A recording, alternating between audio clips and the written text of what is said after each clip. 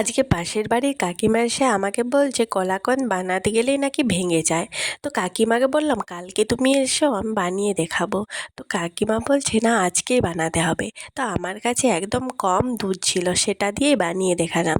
তো যতটুকু দুধ ছিল সেটাকে আমি হাফ হাফ করে নিলাম। হাফটা দিয়ে এইরকম দুধটাকে কিছুক্ষণ ফুটিয়ে ঘন করে নিলাম। যখন এইরকম কিছুটা ঘন হয়ে আসবে তখন কিছুটা গুঁড়ো দুধ এর সাথে মিশিয়ে দিতে হবে, এবং আর অর্ধেকটা দুধ আমি ছেনার জন্য রেখে দিলাম। তো ছেনা কাটিয়ে নিয়েছি। এরপর ছেনাটাকে ছেঁকে জলটাকে ভালো করে ঝরিয়ে নিতে হবে। তো আমি জলটাকে ঝরিয়ে নিয়েছি। এরপর এই ছেনাটাকে আমি ওই কড়াইয়ের মধ্যে দিয়ে দেব। পুরো প্রসেসটা কিন্তু একদম লো টু মিডিয়াম আঁচে করতে হবে। তো তারপর আমি ছেনাটাকে দিয়ে আবার নাড়াচাড়া করতে থাকলাম। কিছুক্ষণ নাড়াচাড়া করার পর এটার সাথে চিনি দিয়ে দিতে হবে। যে যেমন মিষ্টি খেতে ইচ্ছে সে সেরকম চিনি দিতে পারো।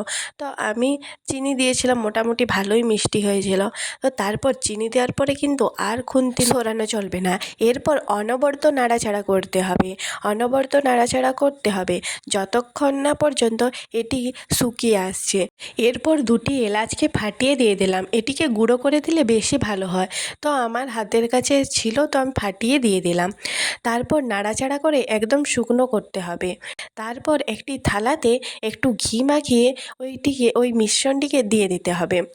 এরপর এটিকে একটু চামচের সাহায্যে ভালো করে একটু চৌকো মতো করে নিতে হবে।